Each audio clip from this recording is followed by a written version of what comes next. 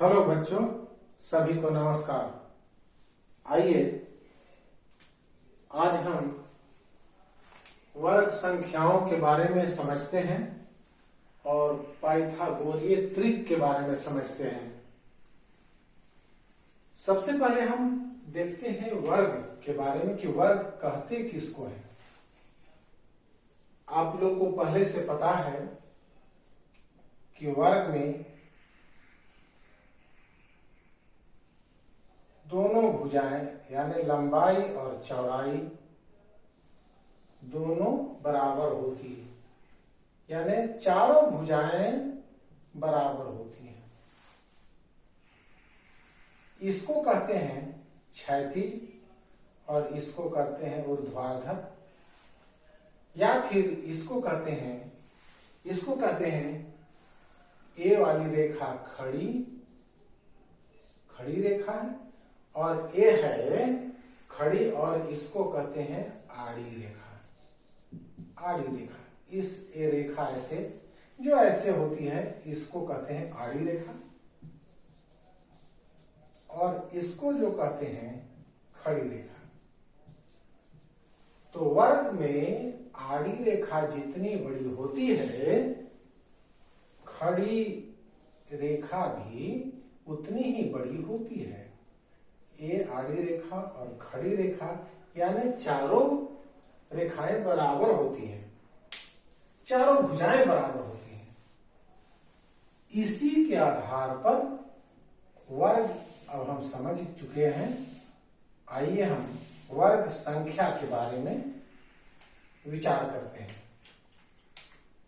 कुछ हमारे पास देखिए, आड़ी रेखा बनाए दो बिंदु से और खड़ी रेखा ऐसे नीचे दो बिंदु से।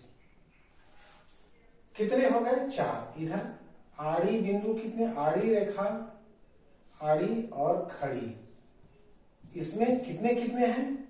आड़ी में 2 बिंदु और खड़ी में भी ऐसे काउंटिंग करेंगे तो 2 हो गया। टोटल कितना हो गया? कुल कितना हो गया? 4 है, यानी 2 आड़ी और 2 खड़ी। अब आइए 3-3 का बनाते हैं। 1 2 3, 1 2 3, 1 2 3। इसमें कितने हैं? आड़ी रेखा में बिंदु कितने हैं? 3, और खड़ी वाले में इसमें भी 3 बिंदु हैं, यानी मिलकर टोटल कितना हुआ? 3 3 6 3 9। कुल बिंदु हो गए, कुल 9 बिंदु हो गए।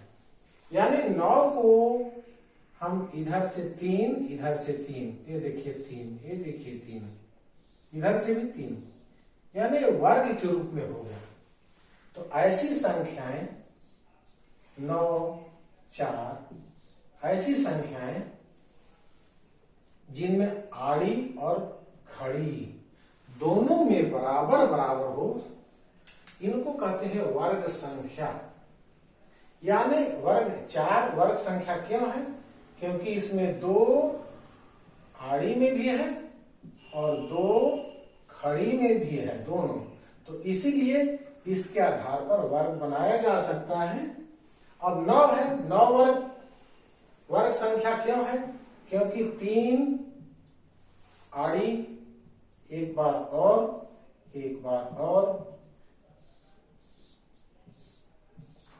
आड़ी में 3 और खड़ी में 3 ले सकते हैं। 1 2 1 2 3 1 2 3 1 2 3। इस प्रकार से 3 3 6 3 9 हो गया। ये वर्ग संख्या कहलाएगी, वर्ग का अंक कहलाएगा, क्योंकि इसमें बराबर हो रहा है। आड़ी भी 2, खड़ी भी 2। ये 9 को बनाएंगे तो इसमें आड़ी भी 3 और खड़ी भी 3। इसी प्रकार आप 16 को अगर बनाएंगे, देखिए 16 को अगर बनाते हैं, 1 2 3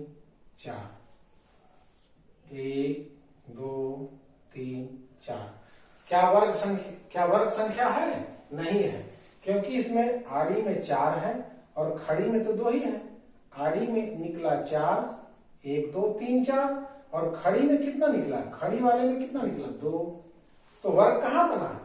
जितना आड़ी में होना चाहिए खड़ी में भी उतना होना चाहिए। तो खड़ी में भी कर लीजिए, 1 2 3 4, 1 2 1 2 1 2। देखिए अब आड़ी में 4 हो गया और खड़ी में 4 हो गया, तो दोनों मिलाकर टोटल कितना हो जा रहा है? 1 2 3 4 5 6 7 8 9 10 11 12 13 14 15 16, यानी ये कितना हो गया? 16। तो 16 से 16 को हम वर्ग संख्या कहेंगे, क्योंकि इसमें आड़ी भी 4 और खड़ी भी 4 बिंदु आ जा रहे हैं। इस तरीके से ये वर्ग संख्या कहलाएगी, 16 वर्ग संख्या होगी। यानी इसमें 2 आड़ी और दोनों बराबर, आड़ी और खड़ी बराबर बराबर होना चाहिए, उसी को कहेंगे हम वर्ग संख्या। अब वर्ग संख्या की पहचान कैसे करेंगे? देखिए पहचान कैसे, वर्ग संख्या की पहचान, वर्ग संख्या की पहचान, वर्ग संख्या की पहचान। देखिए कैसे करते हैं। विधि अभाज्य गुणनखंड, अभाज्य गुणनखंड विधि, अभाज्य गुणनखंड विधि से। देखिए अभाज्य गुणनखंड विधि क्या होता है? अभाज्य यानी जो खुद से ही केवल भाग लगे, दूसरी संख्या से भाग ना लगे, जैसे 2 3 5 7, ये सब संख्याएं अभाज्य संख्याएं होती हैं। यानी इनमें 2 में 2 से ही भाग लगेगा, 3 में 3 से ही लगेगा, दूसरी संख्या से नहीं लगेगा, अभाज्य। अब मान लीजिए हमको एक सवाल आता है 25, जांच करना है वर्ग संख्या है कि नहीं है। तो इसका क्या करना पड़ेगा हमको? 25 गुणनखंड करिए, 25 में 5 से भाग दीजिए, 5 को पहाड़ा पढ़िए, 5 एकम 5 दूनी 5 तिया 5 पच्चे 25 कट गया। यानी जैसे 25 में भाग देते हैं तो 5 पचे 25 ऊपर लिखते हैं, यहां ऊपर नहीं लिख करके बल्कि नीचे लिख देते हैं ऐसा। तो 5 पचे 25 हो गया। अब फिर इसमें भाग दीजिए 5 से, 5 एकम 5 कट गया। इस 25 को कैसे आप लिख सकते हैं? 25 में 5 और 5, देखिए जोड़ी एक आड़ी के लिए निकल गया, एक खड़ी के लिए निकल गया, यानी ये जोड़ी के रूप में है। 5 की जोड़ी बन गई या जोड़ी बनती है, इसलिए क्या कहलाएगा? इसलिए 25 पूर्ण वर्ग है, पूर्ण वर्ग संख्या है, पूर्ण वर्ग संख्या हो गया। अब मान लीजिए 100 है, दूसरा प्रश्न है 100 को जांचिए, 100 दिया हुआ है, इसको भी वैसे ही करेंगे, 100 को भी जांचेंगे, 100 पूर्ण वर्ग संख्या है कि नहीं है। कैसे करेंगे? तो 100 में अभाज्य गुणनखंड करिए, 2 से 2 पच्चे 10, 0 बचा, फिर 2 से 25, 25 दूनी 50 हो गया, 2 दूनी 4, 1 2 पचे 10, फिर 5 से 5 पचे 25 हो गया, फिर 5 से 5 एकम 5, यानी कितना निकला? 1 गुणित 1 और 2, फिर 2 5 निकला। देखिए एक आड़ी के लिए, खड़ी के लिए, यानी जोड़ी बन गई, अंकों की जोड़ी पूर्ण हुई, अंकों की जोड़ी। इसको ऐसे भी लिख सकते हैं, अंकों, ये 2 अंक है और 5 अंक है, अंकों की जोड़ी बन गई, जोड़ी बन गई, बन गई। इसलिए इसका मतलब क्या समझेंगे, इसलिए 100 पूर्ण वर्ग है, 100 पूर्ण वर्ग है, 100 पूर्ण वर्ग है। इस तरीके से वर्ग संख्या की पहचान हम करेंगे। वर्ग संख्या है कि नहीं है उसकी पहचान बस इसी तरीके से करेंगे हम। अभाज्य गुणनखंड लेंगे, अगर जोड़ी बन जा रही है तो पूरी जोड़ी बन गई तो पूर्ण वर्ग कहेंगे, अगर पूरी जोड़ी नहीं बनी तो उसको हम कहेंगे पूर्ण वर्ग नहीं है। जैसे एक सवाल नहीं है वाला, आइए समझते हैं। एक सवाल नहीं वाला,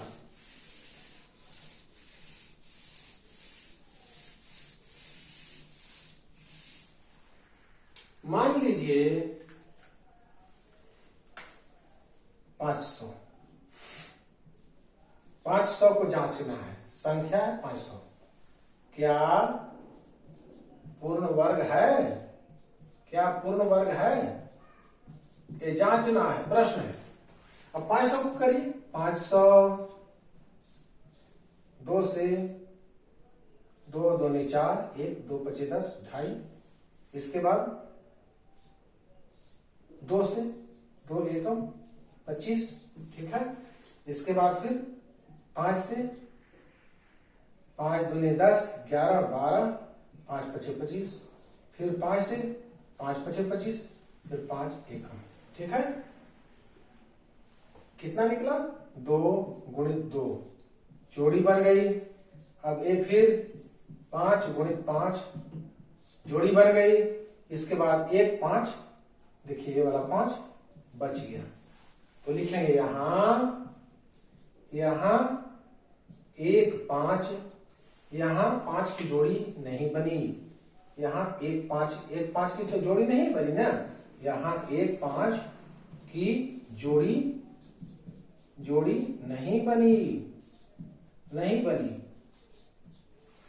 या इसको ऐसे भी लिख सकते हैं, यहां सभी अंकों की जोड़ी नहीं बन पा रही है, एक तो बच जा रहा है, सभी अंकों की जोड़ी नहीं बन पाई, तो यहां एक या फिर जैसा लिख रहे हैं यहां 1 5 की जोड़ी नहीं बनी, इसलिए क्या होना चाहिए, इसलिए 500 पूर्ण वर्ग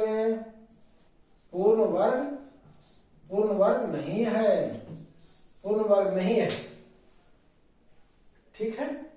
इस तरह से वर्ग संख्या के बारे में हम पता करेंगे कि कौन संख्या वर्ग के रूप में है, जैसे वर्ग के रूप में नहीं है क्योंकि इसकी आड़ी खड़ी तो बन गई, ये तो बच गया, तो ऐसी संख्या को हम वर्ग संख्या नहीं कहेंगे। अब एक और मजेदार बात वर्ग संख्या में देखिएगा,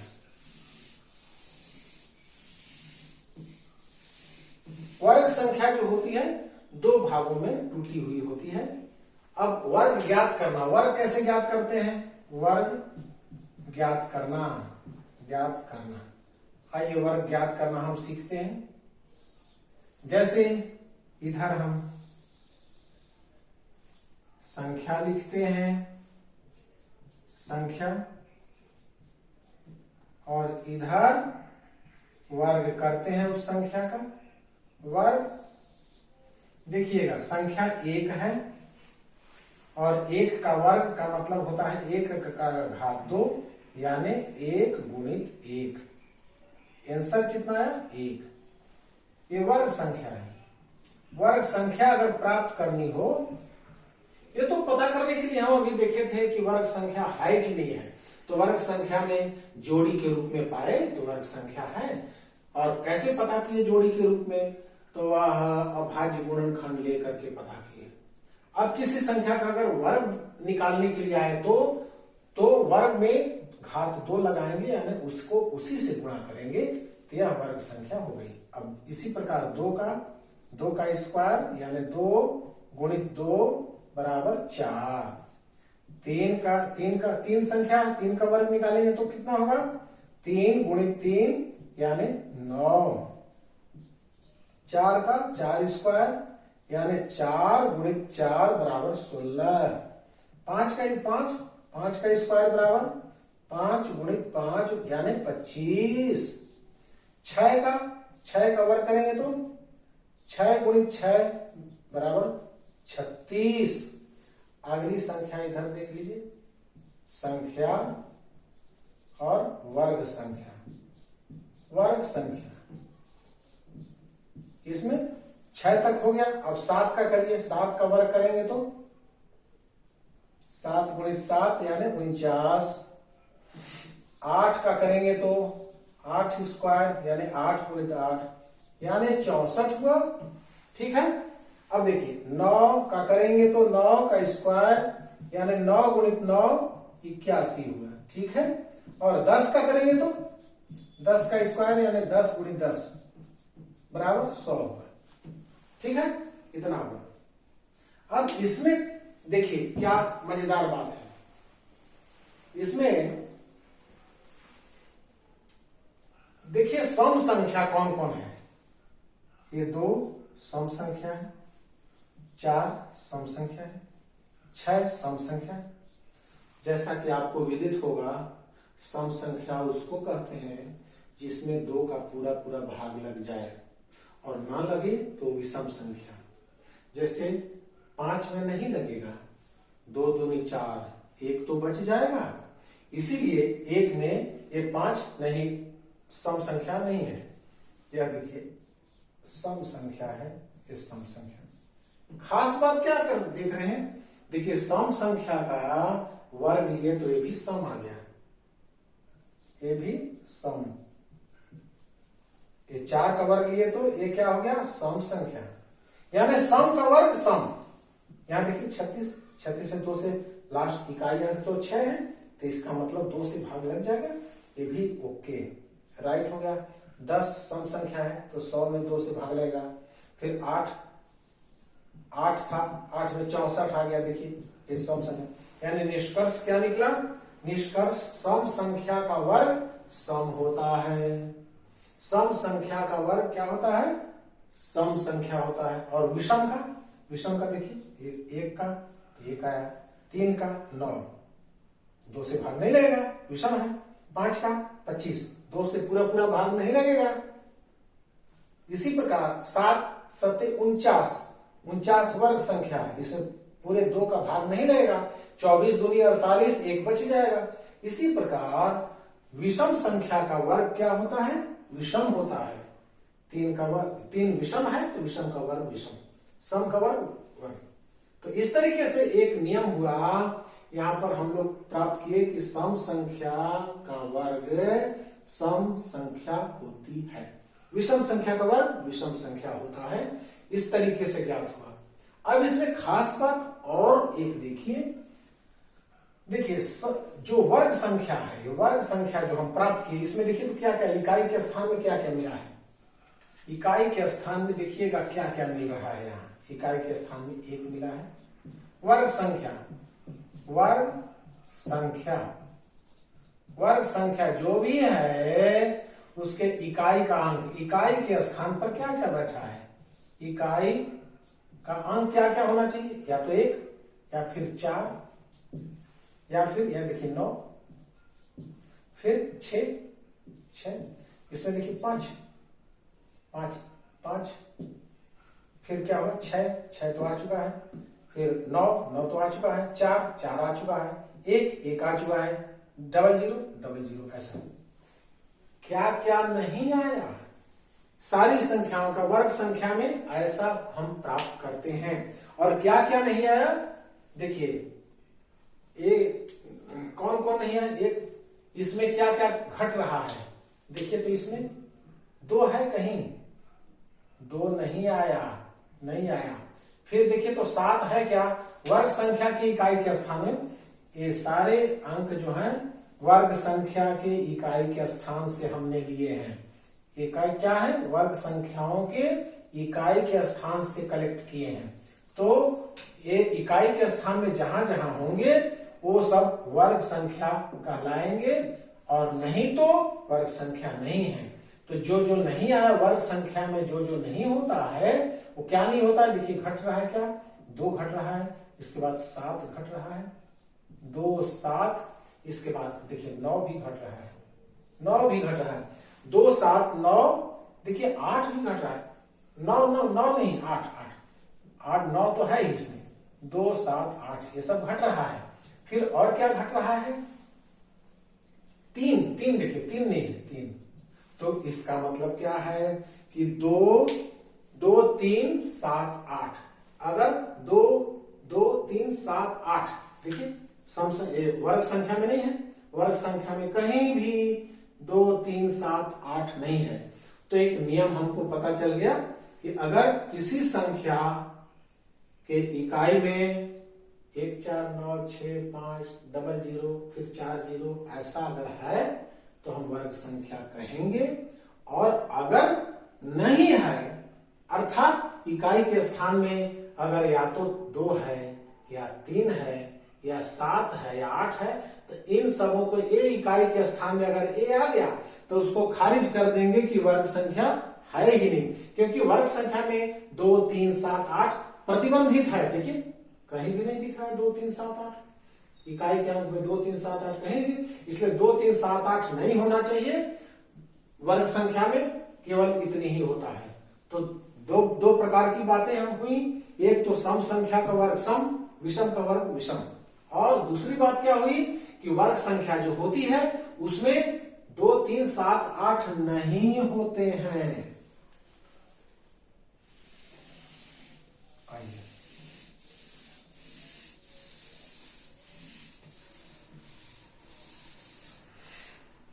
देखिए, जैसे क्या निकला, सम संख्या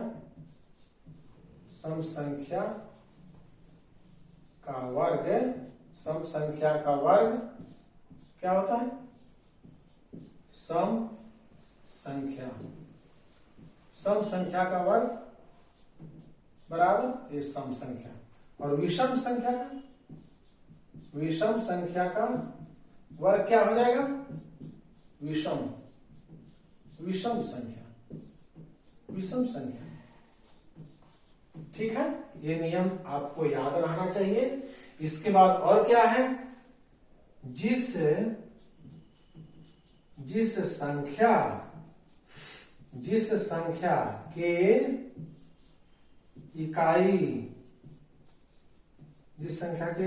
इकाई का अंक, जिस संख्या में कर दीजिए इकाई का अंक, जिस संख्या में इकाई का अंक क्या क्या 2 होना चाहिए, 2 या सिंगल जीरो का शुरू करते हैं, सिंगल 0 1 0 या 2 या 3 2 3 7 8 7 तथा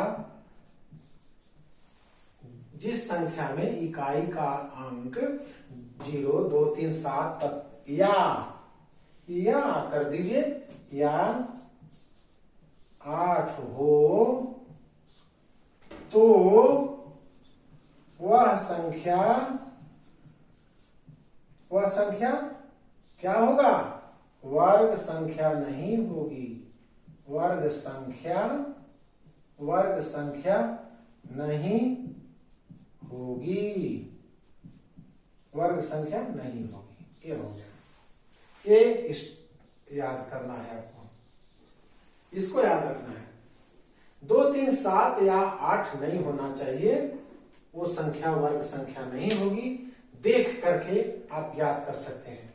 और सिंगल जीरो नहीं होना चाहिए, सिंगल जीरो नहीं होना चाहिए, यानी वर्ग संख्या में क्या होता है, डबल जीरो हो। जैसे डबल जीरो का मतलब होता है 100, तो 100 तो आड़ी और खड़ी 10 गुणित 10 हो गया, और 4 जीरो वाला अगर होगा तो ये जीरो की संख्या शून्यों की संख्या सम में होना चाहिए, ये दो शून्य है, तो इसको भी आप कर सकते हैं 10 गुणित 10, 4 है तो इसको कर सकते हैं 100 गुणित 100, तो ये भी वर्ग संख्या है, ये वर्ग है क्योंकि इसमें शून्य की संख्या सम है। देखिए 4 सम संख्या है, यहाँ शून्य की संख्या 2 है, यानी सम संख्या है, यानी शून्य की संख्या सम में होना चाहिए। ये तो विषम अकेला हो जाएगा, जैसे 1 शून्य और ये ओके है, और अगर 1 शून्य वाला या 3 शून्य वाला जैसे 1000 है तो ये नहीं होगा, क्योंकि यहाँ पर तो 10 गुणित 10 होगा ये वर्ग, लेकिन एक तो बच गया, आड़ी और खड़ी बच गए, इसलिए नहीं होगा। तो यहाँ पर आपको ध्यान देना है इस तरीके से।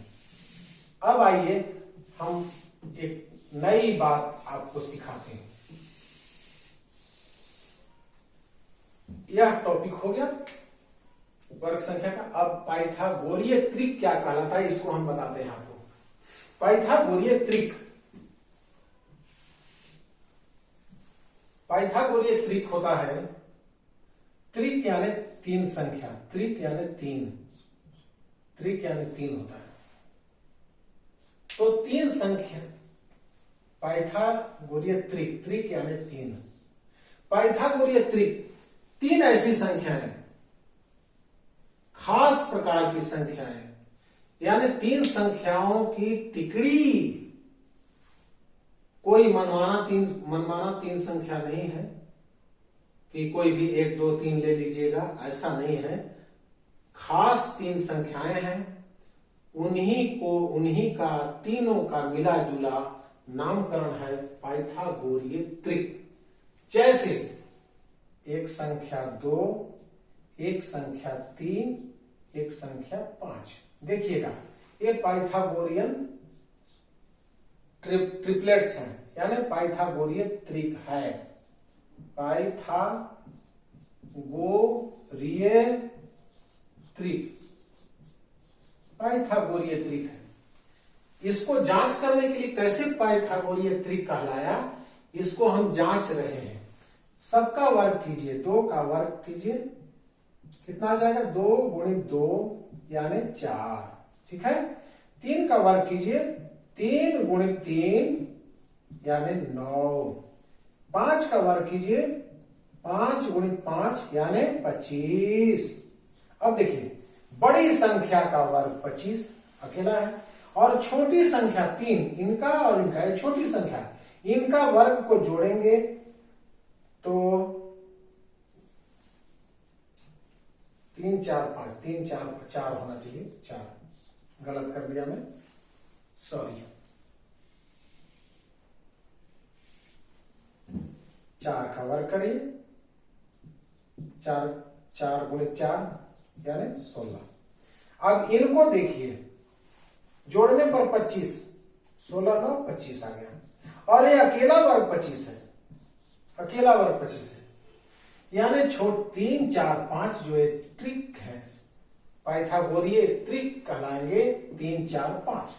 इसमें खास बात क्या है, खास बात यह है कि बड़ी संख्या का वर्ग एक तराजू पर अकेला है, और छोटी संख्याओं के वर्गों को जोड़ करके तब एक तराजू पर रखा गया है, यानी 25 यानी 16 प्लस 9 एक तराजू पर, और एक तराजू पर बराबर चिन्ह 25।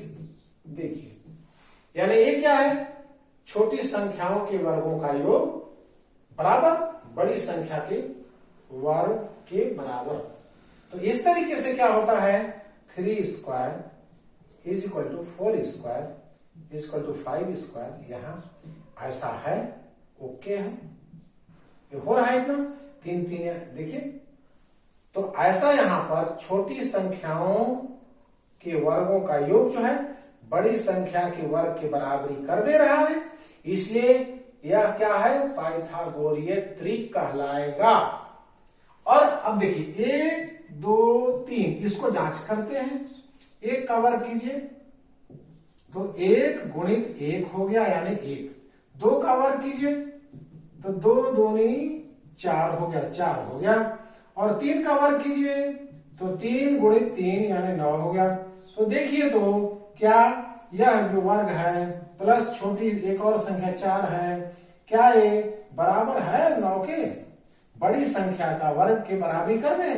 ये छोटे दोनों अंकों का वर्ग जो है दोनों मिलकर ये छोटे अंक का वर्ग 1 हुआ, दूसरे छोटे का अंक वर्ग हुआ 4, ये दोनों को मिलकर क्या 9 की बराबरी कर रहे हैं? क्या 1 और 4 वर्ग, जो ये दोनों वर्ग संख्या है, ये भी वर्ग संख्या है, क्या ये मिलकर बड़ी वाली संख्या के वर्ग का बराबरी कर रहा है? नहीं कर रहा है, नॉट। इसलिए 1 2 3 पाइथागोरीय त्रिक नहीं है, नहीं है, पाइथागोरीय त्रिक नहीं है। बराबरी अगर कर दे रहा है इसके जैसा एक तो है, और नई बराबरी क्या 1 2 3 को जांच किए, नहीं है तो नहीं है। इस तरीके से पाइथागोरीय त्रिक क्या कहलाता है? 3 संख्याओं की तिकड़ी जिसमें बड़ी संख्या का वर्ग शेष 2 संख्याओं के वर्गों के योग के बराबर होता है। ठीक है, आपको अब दोनों बातें समझ में आ गई होंगी। इस पर आधारित 2-3 प्रश्न हम हल करके आपको दिखाते हैं। आप देखिए इस प्रश्नावली से।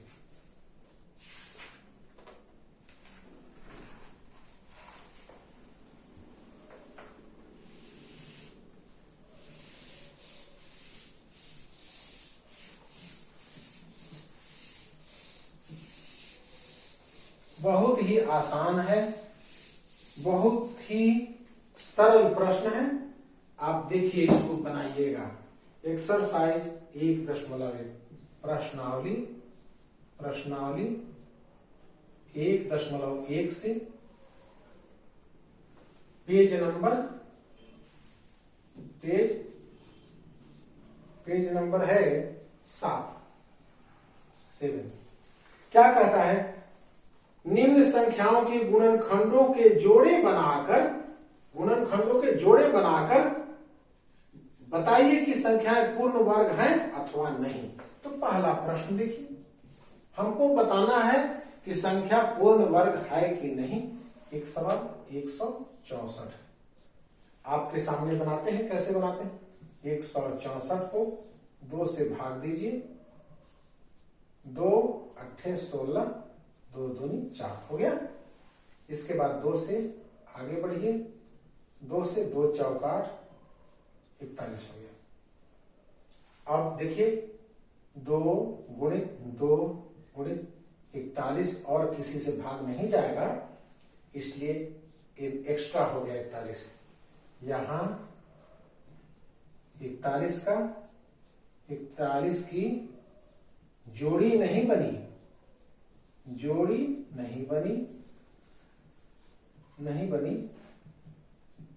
इसका मतलब क्या है? अतः 164 क्या है? पूछ रहा है पूर्ण वर्ग नहीं है। 164 पूर्ण वर्ग नहीं है, पूर्ण वर्ग नहीं है। हो गया। इस तरीके से ये तो आपको बता चुके हैं। इस प्रश्न में यही है। और देखिए, जैसे 121, दूसरा देखिए 121 है। इसको देखिए 11 से 11 121, फिर 11 से 1, तो कितना आया? 11 गुणित 11, जोड़ी बन गई। यहां जोड़ी 11 की जोड़ी बन गई, 11 की जोड़ी बन रही है या बन गई। इसका मतलब क्या है? अतः 121 पूर्ण वर्ग है।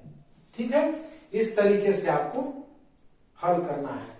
ऐसा आप शेष प्रश्न हल करिएगा, कोई दिक्कत नहीं है। प्रक्रिया यही है, आप सवाल बनाना सीखिए। आप सवाल को मत उतारिए। सवाल को उतारने से, आपको कॉपी में नोट कर लेने से कोई फायदा नहीं होगा। आपको अपने से पूरे प्रश्न को बनाना है। हमने हिंट्स दे दिया कैसे करना है। इसके पहले भी इसी वीडियो में हमने अभी बताया इस प्रकार के प्रश्न हल करने के तरीके। अब आइए अगला प्रश्न में हम आते हैं। दूसरे में क्या कह रहा है? Question number 2। इसमें क्या कह रहा है? संख्याओं के पूर्ण वर्ग न होने का कारण बताइए कि पूर्ण वर्ग क्यों नहीं हुआ। तो पहला देखिए क्या दिया हुआ है 1200। ठीक है, क्यों लिखा? क्योंकि यहां अंत में संख्या के अंत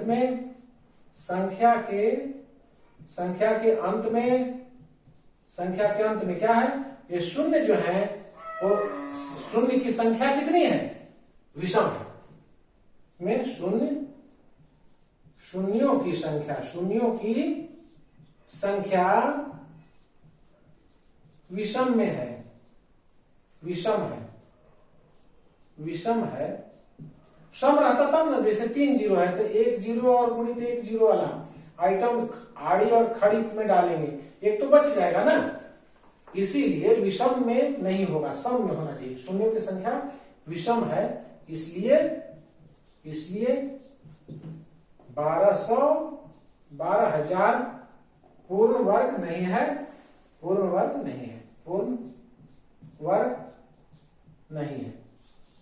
यानी यहीं से इसलिए पूर्ण वर्ग नहीं है, ये सब में लिखना है। यहां से यहां तक आपको कारण बताना है। जैसे दूसरा प्रश्न देखिए, यहां पर 1227 लिखा हुआ है। 1227 देखिए, यहां इकाई का अंक 7 है। आपको नियम में बताया जा चुका है, इकाई के स्थान में यहां पर 7 है, इसीलिए नहीं होना चाहिए। पूर्ण वर्ग में 7 नहीं फंसता है, इकाई के अंक में नहीं होना चाहिए। यहां इकाई का अंक 7 है, अतः 1227 पूर्ण वर्ग नहीं है। 1227 नहीं है। 790 की क्या बात है? आइए अगला प्रश्न है, तीसरा प्रश्न 790। ठीक है, यहां भी शून्य है। शून्य की संख्या 1 है। यानी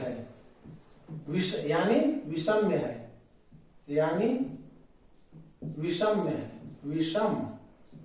विषम में है, इसीलिए यह संख्या पूर्ण वर्ग नहीं है। शून्य की संख्या 1 है, यानी विषम में है, इसीलिए पूर्ण वर्ग नहीं है। नेक्स्ट,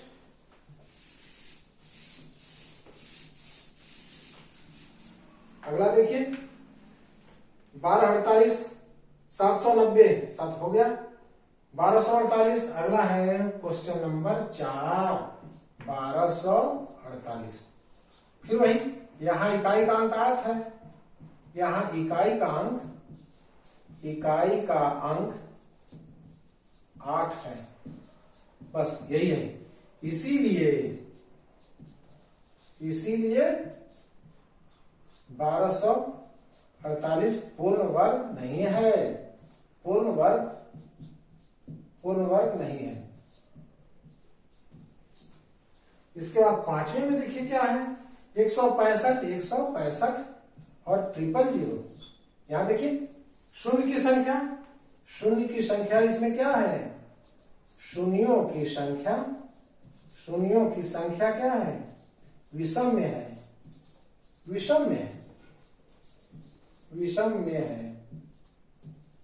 यही कारण है।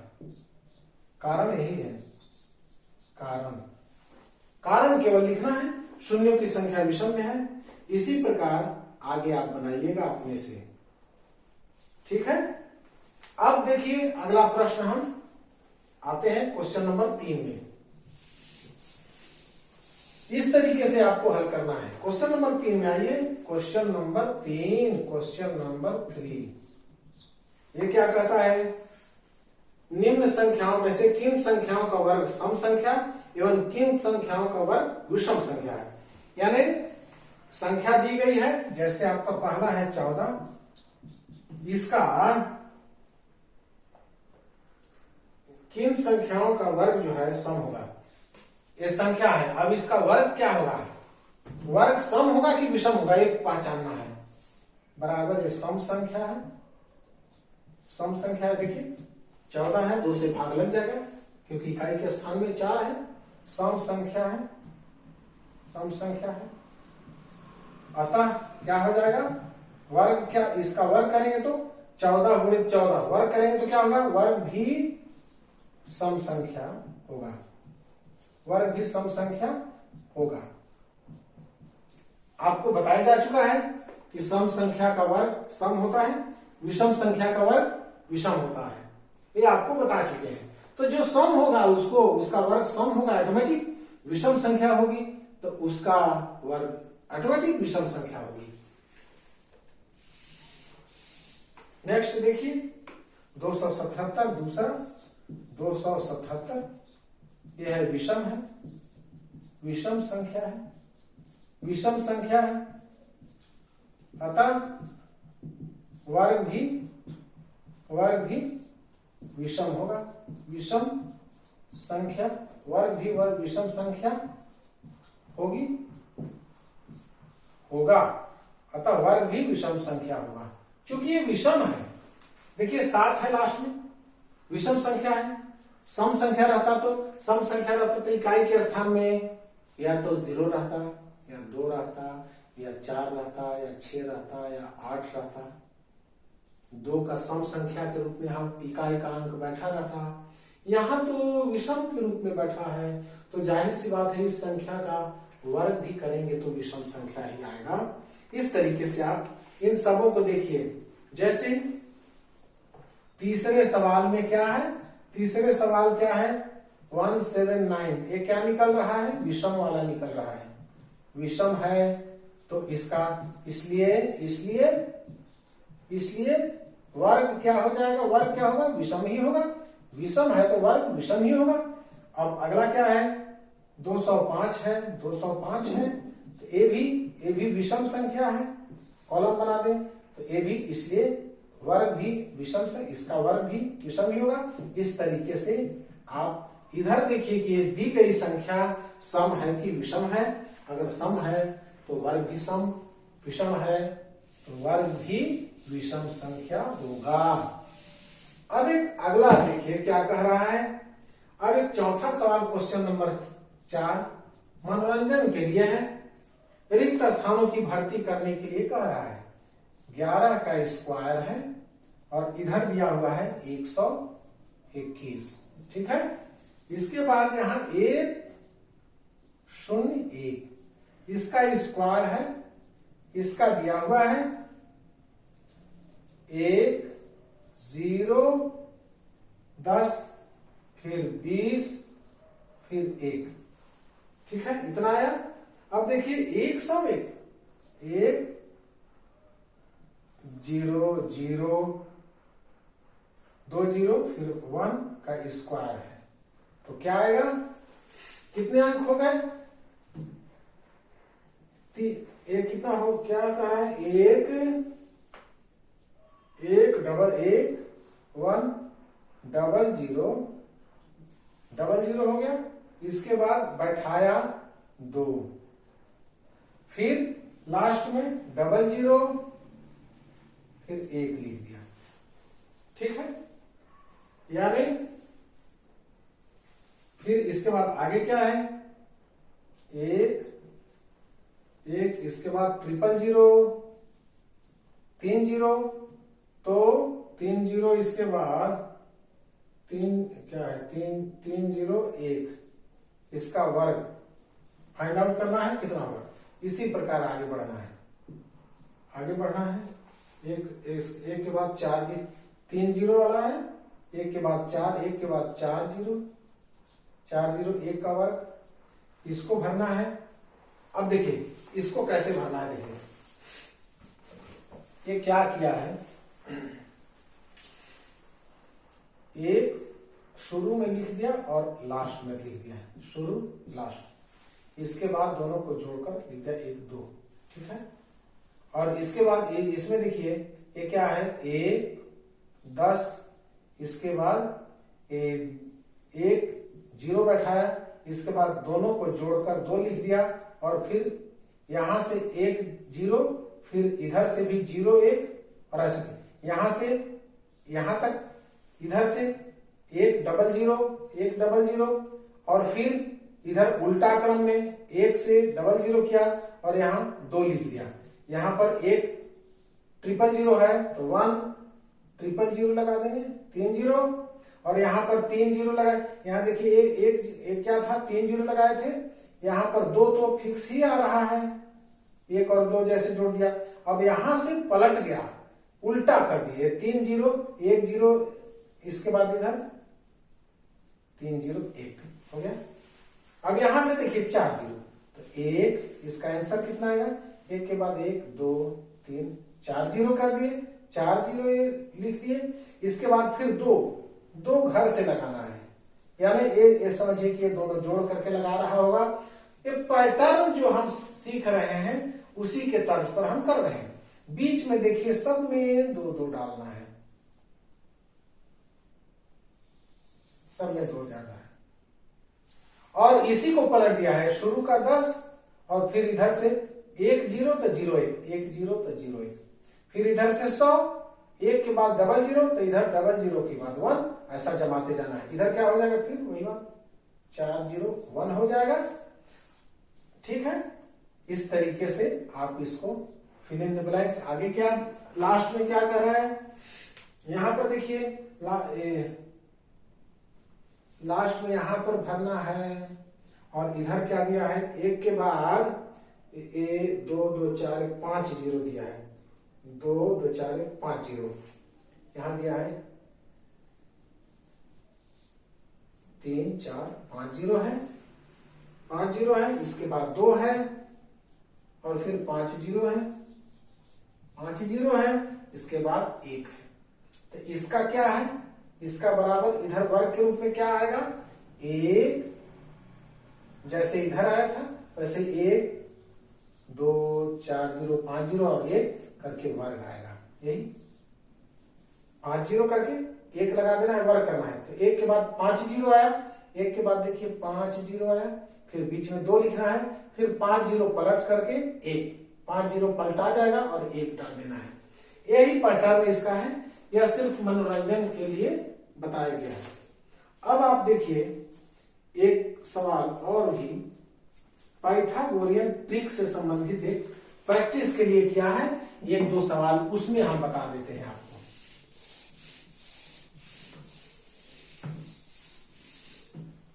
Exercise page number 6, page number 6 है, और यह क्या है, अभ्यास, प्रैक्टिस है, अभ्यास। अभ्यास अभ्यास कितना है, 1, अभ्यास 1 है, प्रैक्टिस पेपर 1। अब इसमें पाइथागोरियन ट्रिक है कि नहीं है, प्रश्न क्या है, पाइथागोरियन ट्रिक के बारे में पूछ रहा है, पाइथागोरियन ट्रिक है कि नहीं है। तो पहला सवाल दिया है 5 12 और 13। देखिए इसको आप बनाइए, इसको आप अपने से बनाइए, 5 12 13 का। आप देखिए 5 का वर्ग करिए तो कितना होता है, 5 गुणित 5 यानी 25 हो गया। ठीक है, इसके बाद देखिए 12 का वर्ग करिए, 12 गुणित 12, 12 12 में 144।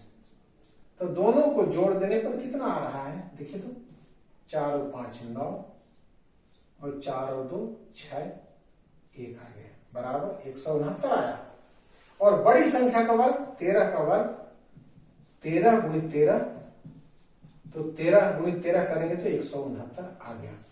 तो बड़ी संख्या का वर्ग जो है अकेला है, और ये दोनों वर्ग संख्याएं जो है वो दोनों जोड़ने के बाद बराबरी कर रहे हैं, इसलिए यहां क्या हो रहा है, यहां 13 का वर्ग बराबर 5 का वर्ग प्लस 12 का वर्ग आ रहा है, उतर रहा है।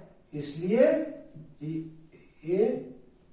ये संख्याएं ये पाइथागोरियन ट्रिक हैं, आंसर हो गया, पाइथागोरियन ट्रिक है।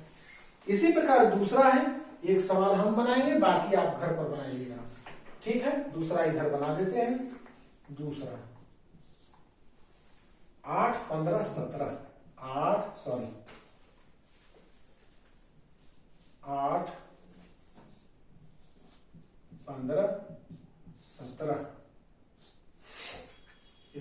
देते हैं, इसको मिटा देते हैं। अब ये पाइथागोरीय त्रिक है कि नहीं है, 8 15 17, 8 का स्क्वायर कीजिए 64, 8 गुणित 8, 8 गुणित 8 यानी 64, और 15 को स्क्वायर करेंगे तो 15 गुणित 15 यानी 15 गुणित 15 225, और 17 गुणित 17 स्क्वायर बराबर 17 गुणित 17 कितना हो जाएगा, कर लीजिए। 17 गुणित 17, 7 7 49 के 9 4, 7 7 4 11, और 17 9 8 289। ये जोड़ने पर क्या आ रहा है, 5 4 9 और 4 6 2 8 और 2 289 हो गया, यानी 289। क्या पाइथागोरीय त्रिक है। यहां 8 स्क्वायर प्लस 15 स्क्वायर बराबर, ये छोटे अंकों का वर्ग का योग बराबर होता है बड़ी संख्या के वर्ग के बराबर, इसलिए ये पाइथागोरीय त्रिक है। इसी प्रकार अगर नहीं आ रहा है तो उसको लिख देना है पाइथागोरीय त्रिक नहीं है। इसलिए अन्य 2 सवाल 2 प्रश्न आप बनाइएगा, स्वयं प्रैक्टिस करिएगा, ताकि आपको भी पता चले कि हाँ आपको समझ में आ गया है। ठीक है, इतना आप आज के लिए बनाइए, फिर नेक्स्ट वीडियो में हम आपसे मिलते हैं। बहुत बहुत शुक्रिया, थैंक यू।